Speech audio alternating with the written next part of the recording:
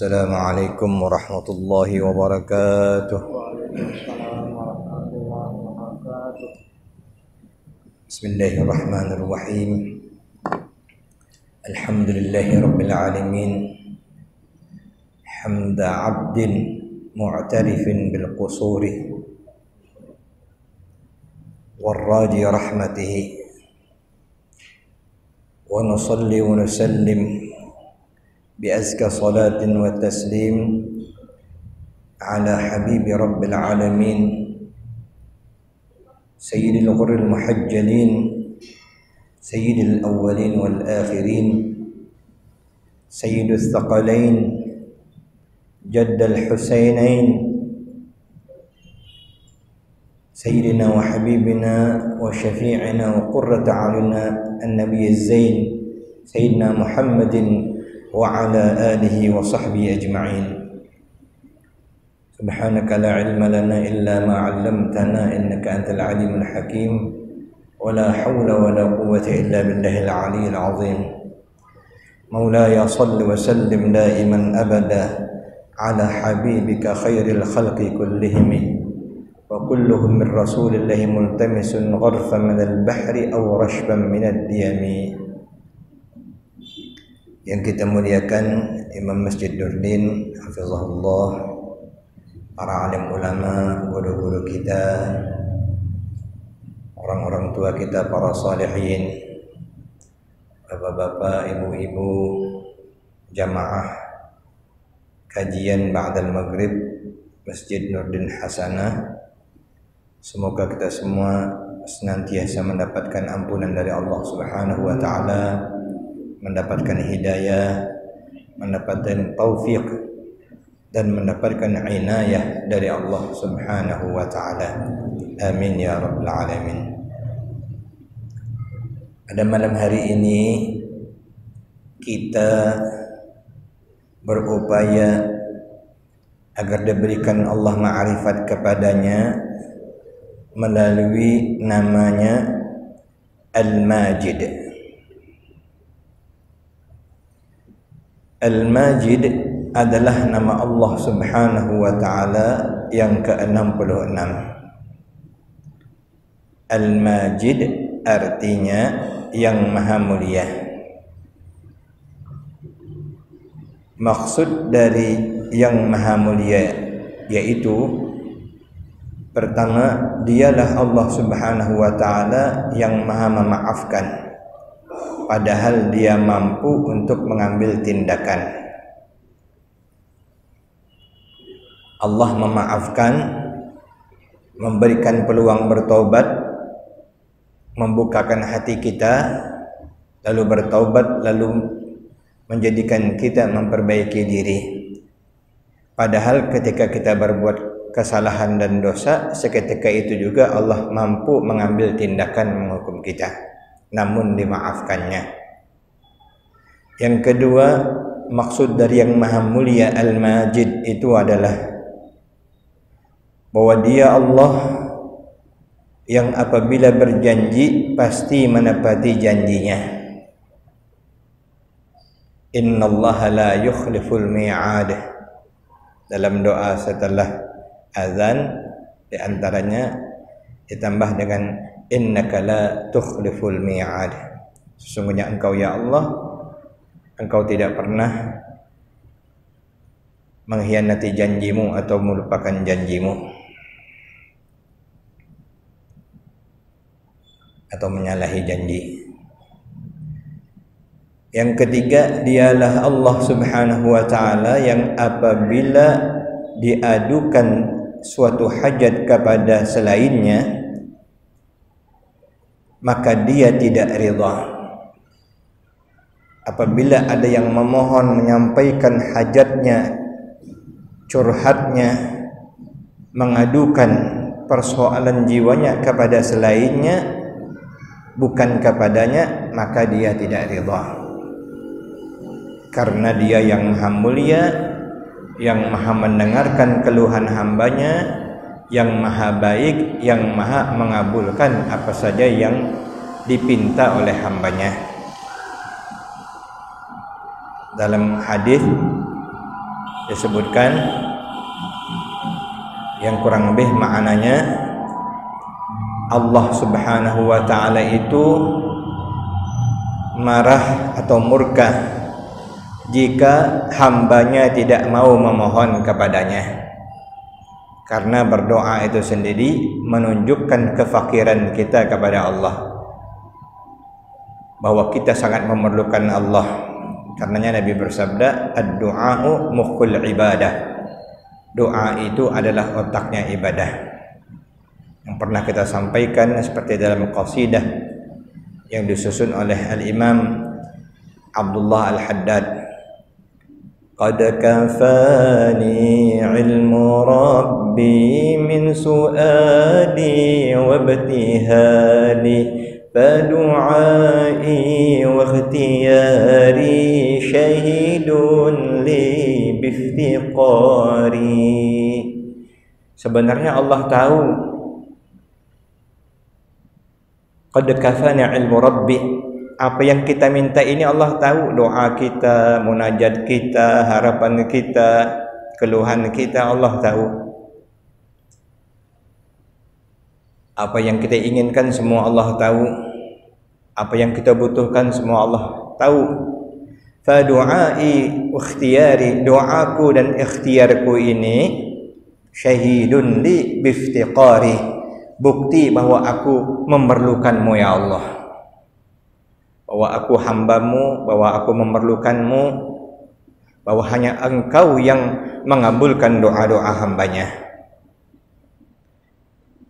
Wa idza sa'alaka 'ibadi 'anni fa inni qarib ujibu da'watad da'i idza da'an falyastajibu li wal yu'minu bi la'allahum yarshudun, dalam Al-Qur'an. Kemudian yang keempat, dialah Allah Subhanahu wa ta'ala yang tidak menyia-nyiakan orang yang datang bersandar kepadanya. Orang yang datang kepadanya, orang yang bersimpuh menuju Allah, Allah tidak akan mengecewakan hambanya. Allah tak akan menyia-nyiakan hamba yang datang bertawakal menyandarkan diri kepadanya. Dalam hadis maknanya ada sebuah sabda Nabi, janganlah engkau ketuk pintu-pintu yang tertutup, ketuklah pintu yang selalu terbuka, yaitu pintunya Allah Subhanahu wa ta'ala. Dan akhlak Nabi kita SAW, Nabi tidak pernah mengecewakan siapa yang mempercayainya, atau Nabi tidak pernah mengecewakan siapa yang berharap kepadanya. Tapi kalau kepada makhluk kita berharap, kepada orang sekali dia layani, dua kali dilayaninya agak kurang-kurang dikit, tiga kali ditutupnya pintu ya. Tidak mau lagi deh. Apalagi kita sekarang ini memang salah satu kealpaan kelemahan kita, nengok ada yang mudah, ini lokak lokak.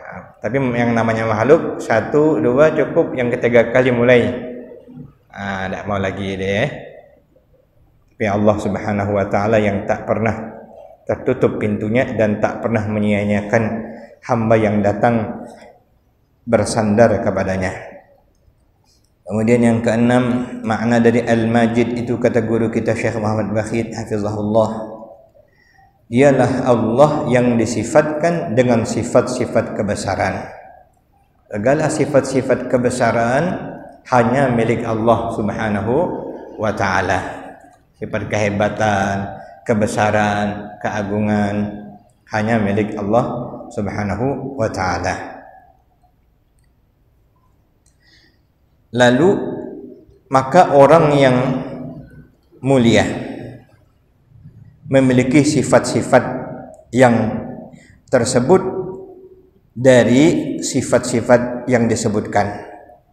Karena itu Allah yang maha mulia, yang maha memiliki sifat-sifat yang tadi tersebut, itulah maksud daripada namanya Al-Majid, Jadi kapan orang yang beriman dengan nama Al-Majid telah berjiwa dengan sifat atau dengan akhlak Allah Al-Majid, di antara karakternya tadi dapat kita lihat dari makna Al-Majid itu sendiri. Karena pada dasarnya nama-nama Allah menggambarkan akhlak-akhlak Allah Subhanahu wa taala atau menunjukkan akhlak-akhlak Allah yang kita wajib berakhlak dengannya.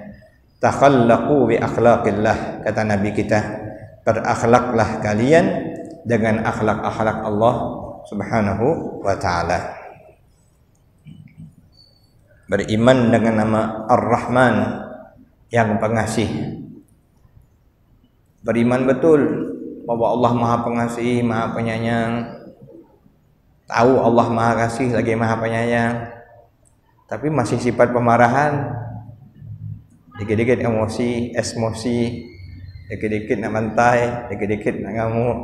Nah, berarti belum lagi duduk keyakinan kepada nama Ar-Rahman.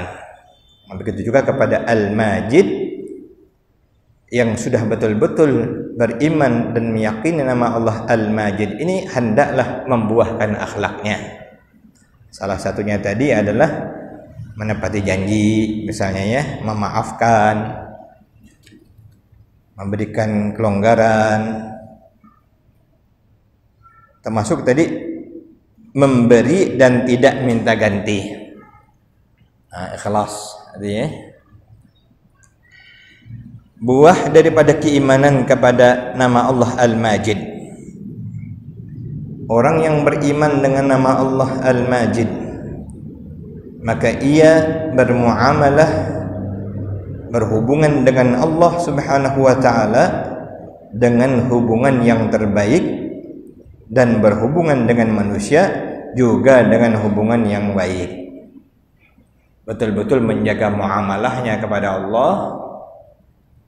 Muamalah kepada Allah berikut muamalah kepada Rasulullah, muamalah kepada para pewaris Nabi, tentunya juga muamalah hal-hal yang disukai oleh Allah, dicintai oleh Allah Subhanahu wa taala. Dan juga dengan manusia, dengan orang tua, dengan keluarga, dengan handai taulan, maka dia akan berhubungan, bermuamalah dengan cara yang baik.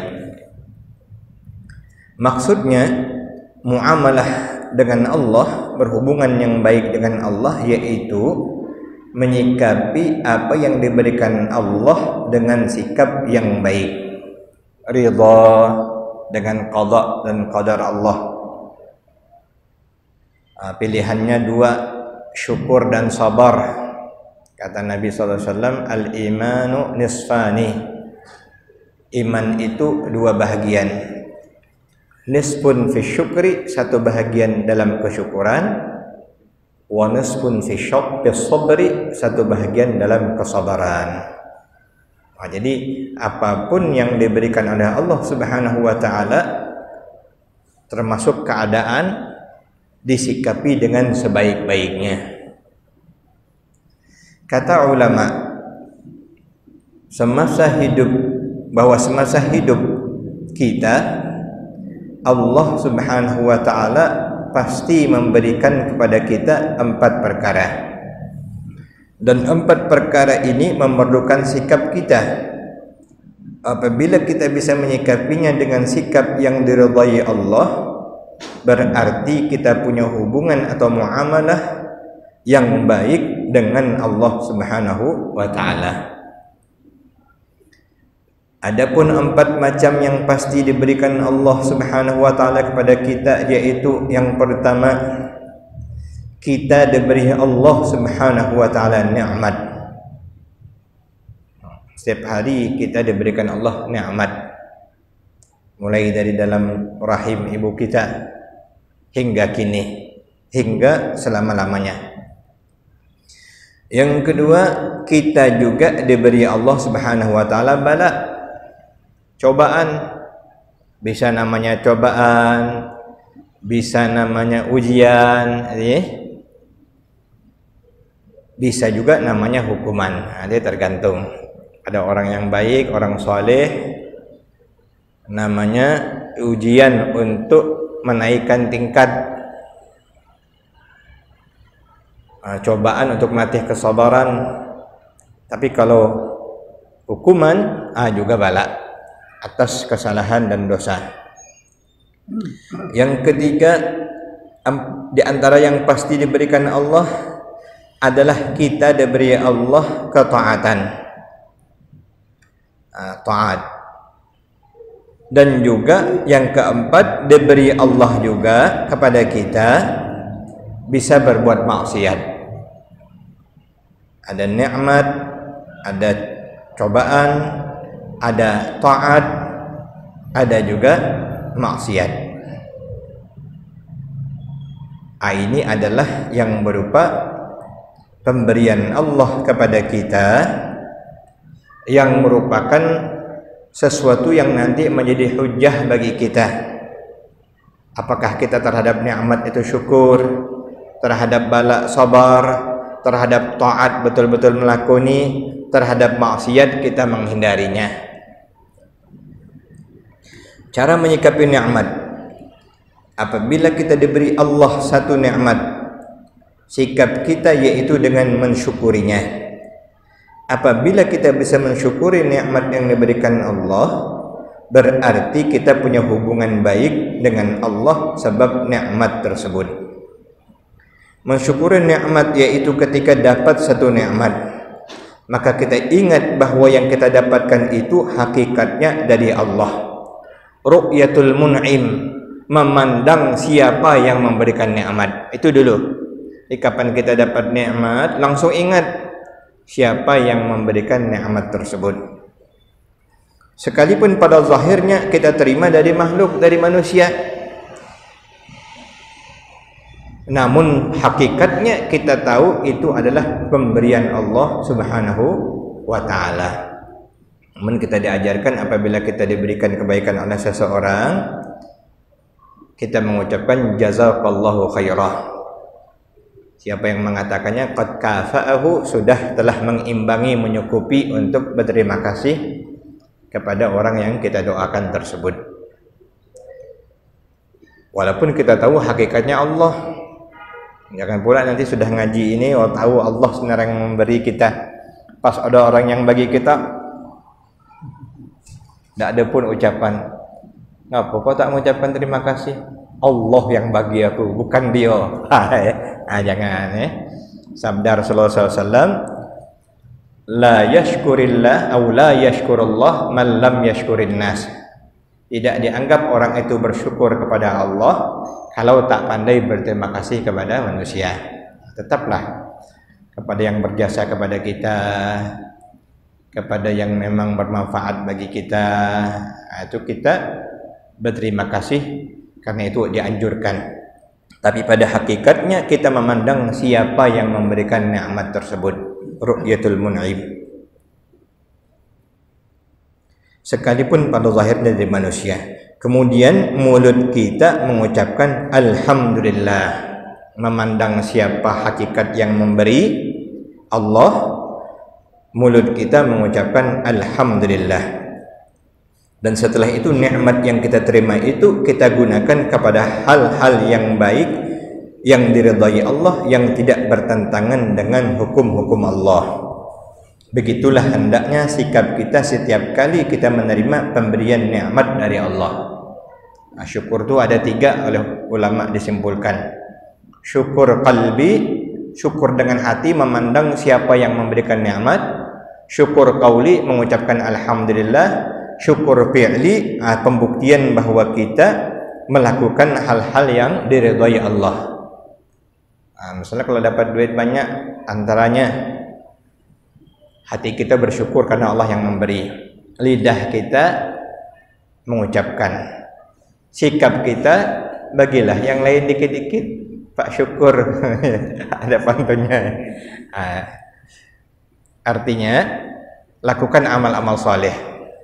Syukuri dan manfaatkan di jalan yang diridhai Allah, diinfakkan di jalan yang diridhai Allah Subhanahu wa ta'ala.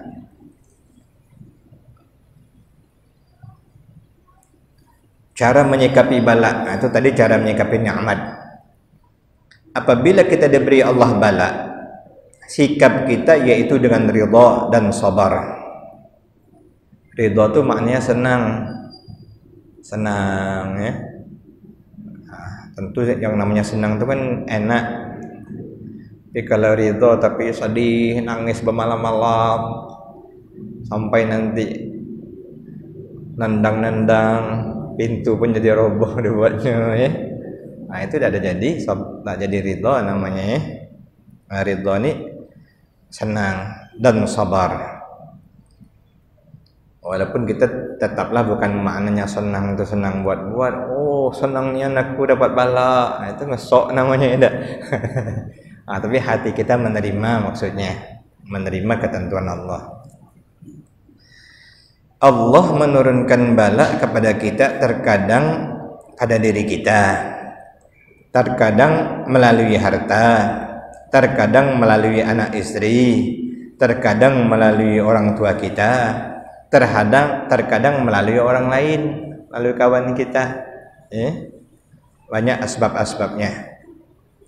Apabila kita bisa menyikapi dengan ridha dan sabar, itu tandanya kita punya hubungan baik dengan Allah yang menurunkan bala tersebut dari kawan, bahkan dari lawan contohnya saja, kullu dhi ni'matin mahsud, setiap orang yang dapat kebaikan umumnya didengki. Yang mendengki ini kadang tidak ada jauh-jauh ada, bisa jadi abang adik kita, kawan-kawan kita dewek. Bisa jadi nanti ada hal-hal yang mengakibatkan balak dari orang itu. Itu salah satunya. Jadi apapun asbabnya, sebab-sebab melalui balak, turunnya balak tersebut, maka kita wajib menyikapinya. Apabila berupa cobaan, maka kita ridha dan sabar.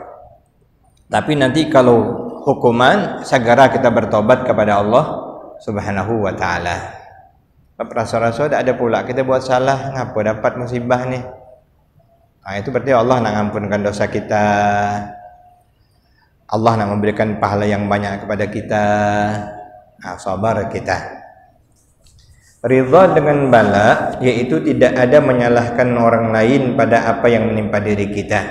Nah, terhadap apa-apa musibah jangan nyalahkan orang, gara-gara kau nah, itu. Atau harta atau anak atau istri kita. Sekalipun pada zahirnya bala yang menimpa kita itu datang daripada sebab-sebab tersebut, manusia dan sebagainya. Namun pada hakikatnya datang dari Allah yang wajib kita terima dengan lapang dada tanpa keluh kesah. Nah, ini makam ridha, makam wali-wali. Nah, kita banyak nak belajar masih. Dapat musibah, dapat cobaan, tak ada keluh kesah. Diam, sabar. Terus tak ada masalah, diterima dengan ikhlas. Kalaupun ngeluh-ngeluh yang wajar-wajar boleh. Macam Nabi kita pernah sakit kepala dalam riwayat, maka Nabi kita mengatakan wa ra'sah, aduh sakit kepala. Nah, sekali-sekali cukuplah. Macam kita kadang-kadang wa buntu misalnya sesekali mungkin. Tapi kalau setiap hari wa buntu nian nanti ada boleh. Eloknya jangan ada keluh kesah.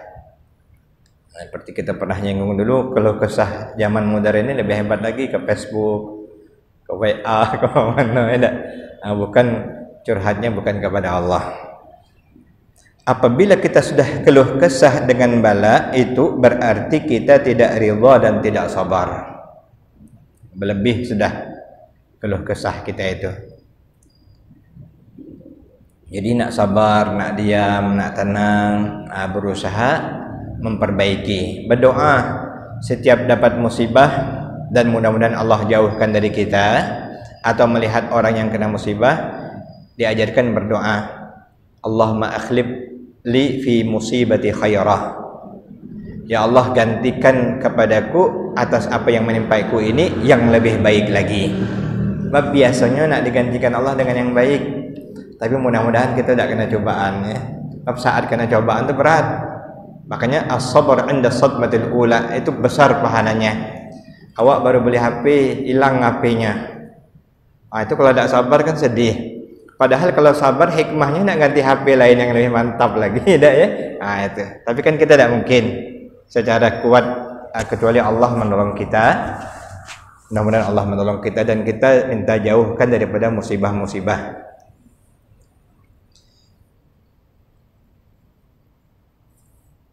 Itu cara menyikapi. Cara menyikapi taat. Apabila kita diberi Allah ketaatan seperti salat, dapat puasa, dapat zikir, dapat sedekah, dapat nolong orang lain, dapat hadir majlis ilmu, majlis zikir, supaya hubungan kita dengan Allah baik, maka sikap kita terhadap taat, yaitu dengan mengingat ini semua adalah anugerah dan pertolongan Allah semata-mata. Ketaatan kita, ngaji kita, istiqamah kita, maunya kita dengar pengajian, maunya kita ikut zikir, maunya kita menjadi terus baik, jangan pandang itu kemampuan diri kita atau usaha kita, tapi pandanglah itu adalah anugerah dan pertolongan dari Allah. Bersyukur kita karena Allah telah buatkan kita macam gini yang baik-baik. Kata Imam Ibnu Athaillah, janganlah kamu kagum terhadap apa yang kamu rencanakan, tapi kagumlah apa yang Allah buatkan untukmu. Setiap saat kita ini sebenarnya menerima ketentuan Allah. Walaupun secara adat seakan-akan kita sudah merencanakan, nanti aku nak ngaji lah sampai maghrib nih. Dapat pahala kita. Timbul niat itu ya. Belum lagi ngerjakan lah dapat niat. Tapi dibaliknya hakikatnya itu adalah anugerah Allah semata-mata. Syukur kepada Allah. Maka juga jangan pula kita langsung menilai orang berlebihan jika orang itu belum baik. Kita doakan mudahan dapat hidayah, mudahan dapat petunjuk dari Allah dan Allah gerakkan dia. Mengingat dalam hati bahwa dapat berbuat taat itu karena pertolongan dari Allah. Gunanya supaya tidak timbul ujub, rasa kagum terhadap diri sendiri. Kita kalau ada ingat itu dari Allah, anggap hebat aku nih. Yang lebih ngeri lagi kan pernah saya sampaikan mungkin berkali-kali, ada orang yang ujub saat sendirian. Kalau saat ramai bisa jadi karena euforia tepat taubat dengan Allah. Yang takutnya saat sendirian tahajud tiap malam, saat tahajud timbul ujub. Mungkin aku cuman dewean yang tahajud malam ni, ya Allah, hebat aku ni, ya Allah, timbul itu ya. Orang lain tak perlu tahu aku tahajud, ya Allah, tapi sebenarnya aku ini hebat. Itu ujub. Pandanglah itu semata-mata anugerah dan pertolongan Allah. Allah juga yang gerakkan kita, bangunkan kita, ringankan badan kita. Kalau tak Allah gerakkan badan kita, walaupun bangun berapa kali, walaupun begadang, walaupun tak tidur semalam suntuk, tak pula tahajud, Allah yang menolong kita, yang menggerakkan kita. Cara menyikapi maksiat. Setiap orang bersalah. Kullu bani Adam khatta'un wa khairul khatta'in at-tawwabun. Yang paling bagus yang suka bertobat kepada Allah. Apabila kita ditakdirkan Allah, kata guru kita ini, berbuat maksiat, karena kita sebagai manusia biasa yang tidak maksum. Yang maksum hanya Nabi dan Rasul yang dijagakan Allah daripada dosa. Wali sendiri walaupun dijagakan mahfuz, namun tetap juga dapat melakukannya. Namun mereka segera bertobat kepada Allah Subhanahu wa ta'ala. Jadi kita tidak seperti Nabi dan Rasul. Tidak bisa kita macam malaikat. Aku bukan malaikat, aku hanyalah manusia biasa, tak luput daripada dosa dan kesalahan. Maka cara menyikapi maksiat yaitu dengan bersegera bertaubat setiap kali kita melakukan kesalahan. Jangan tunda. Walaupun terbuat lagi, tak polah diajak orang taubat, dia tu taubat sambal lado cuman kakek buat lagi, Asal kita ikhlas dan bersungguh-sungguh. Andai terbuat lagi, taubat lagi kepada Allah. Tapi kalau sengaja ni yang masalah ni, kita tak ada sungguh-sungguh, itu kita bertobat. Makanya kata Sayyidatuna Rabi'atul Adawiyah, taubatuna atau istighfaruna yahtaju ilal istighfar. Taubat kita, istighfar kita ini memerlukan taubat, istighfar lagi. Sebab istighfar kita tak sungguh-sungguh, taubat kita tak sungguh-sungguh. Apabila kita bisa berbuat yang demikian dalam menghadapi 4 macam tadi, dalam nikmat, dalam cobaan, dalam taat, dalam takdir kena maksiat, dapat kita menyikapi dengan sebaik-baiknya, maka kita sudah punya hubungan yang baik dengan Allah Subhanahu wa taala. Inilah salah satu macam daripada buah keimanan kita terhadap nama Allah Al-Majid. Jadi nama Allah ni bukan hanya nak dihafal-hafal saja, tapi betul-betul dihayati, dijiwai, dan berupaya kita untuk at-takhalluq bi akhlaqillah, berakhlak dengan akhlak Allah. Walaupun kita hanya yang sebahagian baru dapatnya, tapi kita terus berupaya. Ma la yudraku kulluh, la yutraku kulluh. Yang tak dapat didapatkan semuanya, jangan ditolak atau ditinggalkan semuanya. Berupaya kita. Yang kasih sayang dulu, yang pemaaf dulu. Sebab yang dermawan mungkin masih berat, duit masih nanggung-nanggung misalnya.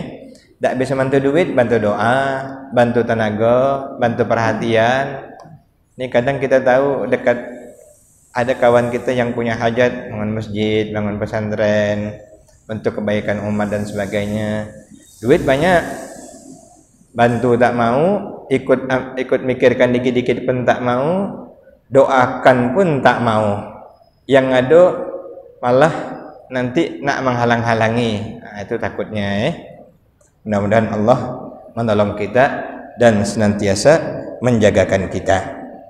Itu di antara hal yang bagaimana kita dapat menyikapi apa yang telah merupakan pemberian Allah yang memang kita manusia, kita hambanya ini kadang kita diberikan taat, kadang kita diuji, kadang juga kita diuji dengan apakah kita sanggup menolak maksiat. Kadang-kadang ditakdirkan juga tak sanggup, tapi cepat bertobat kepada Allah Subhanahu wa taala. Kemudian bagaimana muamalah dengan manusia, sedikit lagi insyaallah. Buah keimanan kita bermuamalah dengan nama Allah Al-Majid, yaitu bermuamalah juga dengan manusia dengan muamalah yang baik. Ini pengertian muamalah yang baik ini secara umum, jangan nyakiti orang, jangan menzalimi orang. Ada suatu ukuran yang agak keliru sedikit, asal tak pernah nampak langsung kita ponis tak bisa bergaul orang tu. Orang tu tak bisa langsung bermasyarakat. Ngapa? Ajak main domino tak mau. Itu ya. Ukurannya ukuran yang keliru. Sebab bisa jadi orang tak mau banyak bergaul, takut banyak salah. Karena banyak berkumpul dengan manusia, banyak ngerumpi, banyak ngata-ngatai orang. Selama kita tidak menyakiti orang, kalau ketemu kita ramah, kalau ketemu kita salam, kalau ada hal-hal yang perlu dibantu kita bantu, itu sudah bagus muamalah kita. Termasuk mendoakan orang. Jadi ukuran-ukuran itu nak diukur-ukur juga sesuai dengan konteksnya. Bahkan anak masyarakat kita mengukurnya dari ukuran yang materi. Ukuran dari non materi tak pernah dinilainya. Orang doakan dia tak pernah dinilainya. Orang yang setiap saat ikut andil untuk memperhatikan, meningkatkan keagamaan, tak pernah diperhatikannya. Karena ukurannya ukuran yang nampak. Samalah kita sekarang. Kalau tak ada dalam bentuk materi, belum kita anggap baik lagi. Walaupun senyum cuman, ngasih duit tak pernah. Saya, karena ngukurnya ngukur materi.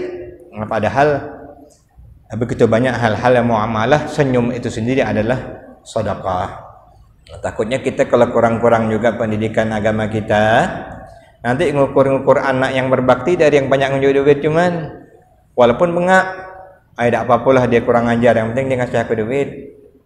Anak yang soleh, anak yang baik, kita anggap kurang berbakti ngapo jarang ngasih aku duit misalnya walaupun itu bahagian juga.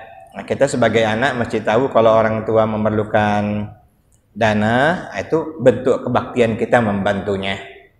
Cuman bagi kita yang sudah lebih mengerti, pengukuran baik atau tidak itu tidak selalu dikaitkan dengan materi. Doanya, sikapnya, perbuatannya, perhatiannya. Salah satunya dia tidak pernah menyakiti, menzalimi.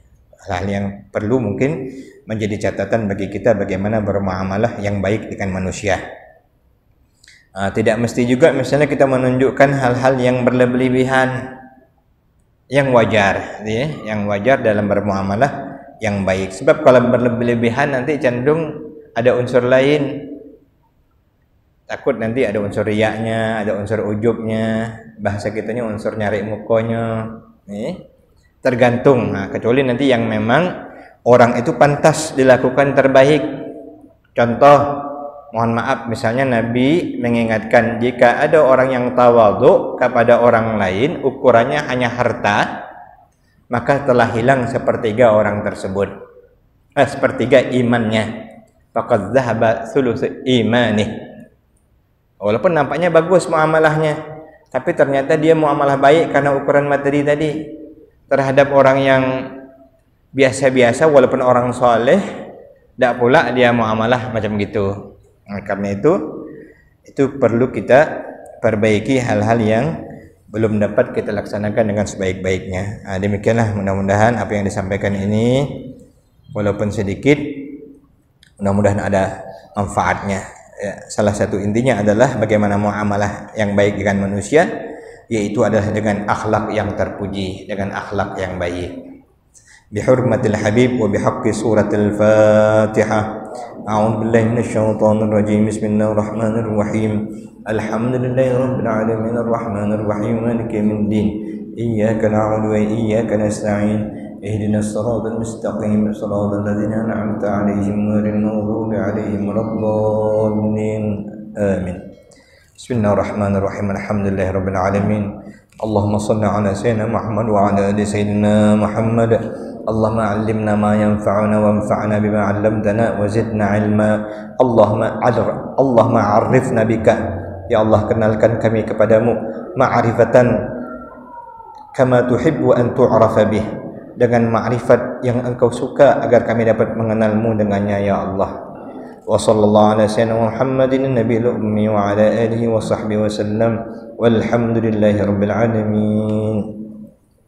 Assalamualaikum warahmatullahi wabarakatuh.